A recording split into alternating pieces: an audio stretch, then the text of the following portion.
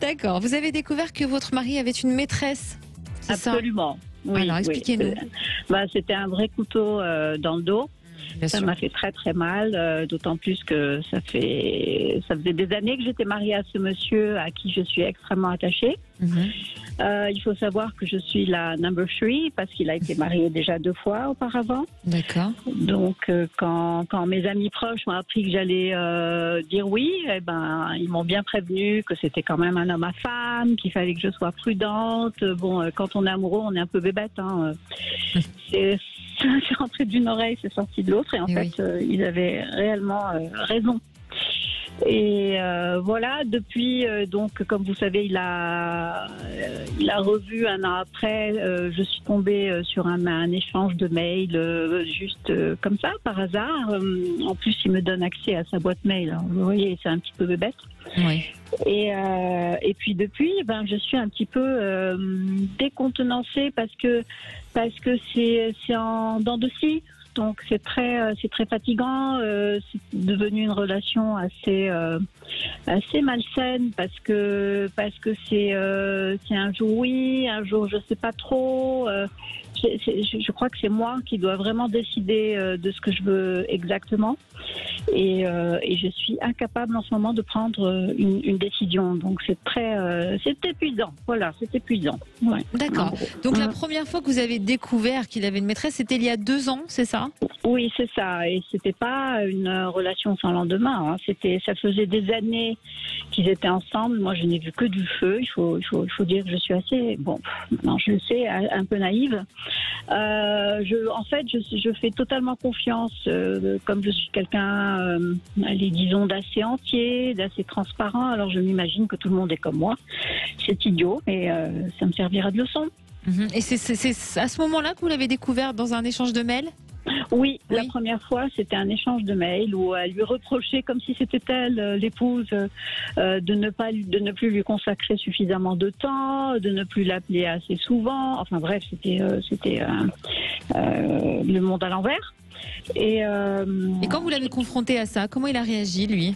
Alors, je vais vous dire, c'est quelqu'un d'extrêmement fort, d'extrêmement intelligent. Il a pris ça avec beaucoup de calme en me disant non, c'est une erreur, ça arrive à tous les hommes, qu'est-ce que tu crois? Voilà, à la limite, c'était moi qui étais fautive. Oui. Et puis, ce que je lui reproche, c'est qu'il n'a jamais essayé de regagner ma confiance. Pour lui, c'était normal. D'accord. C'était normal, voilà. D'accord. Donc à ce moment-là, il a réagi comme ça, et vous lui avez dit, vous lui avez mis un ultimatum, je suppose. Oui. Moi, je lui dis, écoute, ça arrive à tout le monde. Tu as rencontré quelqu'un, mais moi, je suis incapable de vivre en double vie et de jouer les seconds rôles. Écoute, on divorce et puis tu refais ta vie. Et puis, j'en souffrirai au début quelque temps. Et puis, la terre ne va pas arrêter de tourner. Il a complètement refusé. C'était si tu veux mettre tous tes sous avec les avocats, vas-y, quoi, ma grande. D'accord. Donc après, vous avez découvert 1 an après qu'il avait revu cette femme? Oui. Et de quelle manière? Toujours Par avec mail. ouais. Et là, c'était vraiment. Je crois que j'ai eu encore plus mal que la première fois. Pourquoi? Bien parce que je pensais que vraiment c'était, comme il le disait si bien, une erreur. Mais en fait, persévérer est satanique, comme on dit. Là, j'ai fait un burn-out. D'accord. J'ai même été hospitalisée. J'ai été très très affectée par tout ça. Et maintenant, pourquoi ne pas l'avoir quitté? Justement, il a fait intervenir tout mon entourage, ma famille. Il est tellement, il parle tellement bien qu'il a mis tout le monde dans sa poche. Hein. C'était moi qui, à la limite, qui était dans l'erreur. D'accord. Ouais, alors voilà. Alexandre, comment vous percevez tout ça et l'avenir de cette histoire? Eh bien, écoutez, moi je sens pas les choses si dramatiques que ça, même si ça a été pour vous une période très difficile, bien entendu. Oui. Mais alors, quand par rapport à ce que vous nous avez dit, c'est et le fait qu'il ait voulu peut-être prendre les choses un peu à la légère, je crois surtout, c'est parce qu'il a voulu dédramatiser la situation pour éviter justement de rentrer trop dans un conflit et d'aller vers une rupture. C'est exactement le mot qu'il utilisait, juste pour que vous sachiez. D'accord. Dédramatiser, vous voulez dire? Oui, exactement. Et pour moi, aujourd'hui, c'est un homme qui ne veut pas se séparer de vous et ne veut pas divorcer. Ensuite, il y a des choses, si vous voulez, il est un peu rattrapé par une notion un peu d'addiction. C'est-à-dire que à la fois, il sait qu'aujourd'hui, ce n'est pas bien, que la relation avec cette femme, elle doit s'arrêter, il ne doit pas continuer, mais il y a quelque chose qui est un peu plus fort que lui. Et puis surtout, peut-être aussi que cette personne a un pouvoir d'influence sur lui, qu'il a du mal à lâcher et qu'il a du mal à dire non. Pourquoi ? Parce que je crois, alors je ne sais pas, est-ce qu'il y a eu un lien de travail ensemble ou peut-être que vous l'avez déjà cité, ce genre de choses ou pas? Non.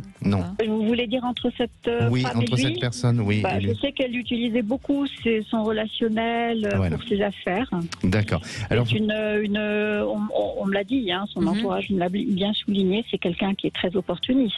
Donc, comme mon mari a de gros moyens et un agenda quand même assez fourni, je crois qu'elle a profité sur tous les plans professionnels, financiers, voilà quoi. Et c'est ça. Et je crois qu'il a peur de ça. C'est-à-dire qu'aujourd'hui, il y va avec beaucoup de délicatesse et d'essayer de s'écarter de ce terrain progressivement pour éviter d'avoir des conséquences ou qu'il y ait des répercussions. Sur le plan professionnel, vous voulez dire sur et puis sur sa réputation et tout ça. Donc il est prudent à ce niveau-là. Et puis, alors, il y a aussi une chose qui semble ressortir, c'est en rapport avec sa mère et vous, je ne sais pas, mais on dirait que est-ce que sa maman vous aime bien ou elle vous aimait bien, je ne sais pas. Alors, sa maman, qui est décédée l'année dernière, n'a jamais supporté ni la première, ni la seconde épouse, ni moi. Mais alors, pas du tout. Son fils est à elle. C'est lui qui a réussi de tous ses 3 enfants dans sa vie professionnelle. Elle en était très, très fière et elle était très possessive. Donc, que ce soit moi ou une autre, c'était le même résultat, quoi. Alors, justement, et je pense que toute sa vie, ça a été un combat, justement, face à sa mère, d'essayer de montrer le contraire et que sa femme avait de la légitimité, ou vous voyez, les femmes qu'il avait dans sa vie devaient avoir une légitimité. Et le fait qu'il a peut-être essayé de défendre des choses au travers de sa mère, même si aujourd'hui elle est partie, ça n'a fait que renforcer l'idée que vous devez rester présente dans sa vie. Et puis voilà. Donc pour moi, je ne vois pas de séparation, je ne vois pas de rupture ensemble. Je sens que vous pouvez lui accorder un peu de confiance dans l'avenir. C'est ce que j'ai fait jusque-là, mais là je suis épuisée, je vous cache pas. Exactement. Et puis vous ne devez peut-être plus accepter, si jamais ça se reproduit, qu'il a encore des relations ou en tous les cas une fréquentation avec cette femme. Il faut peut-être ne plus. Non, là je peux vous garantir que depuis 2 ans, il est H24 à mes côtés. Vraiment. C'est pas pour le défendre. Alors voilà, c'est parfait. Et moi je sens que votre histoire est amenée à durer, à continuer. Oui, ça a été une mauvaise période. Oui, peut-être que ça vous a permis aussi de réfléchir sur vous, même si ça vous a amené dans une spirale. Et lui, ça lui a permis de réfléchir sur lui-même aussi. Et puis là, on repart. Il y a des bonnes bases chez vous et on repart sur, on va dire, quelques décennies. D'accord. Alors, vous pouvez malgré tout être confiante. Merci beaucoup, Aline, pour votre témoignage. Merci beaucoup. C'était vraiment très intéressant de vous entendre. Merci à bientôt.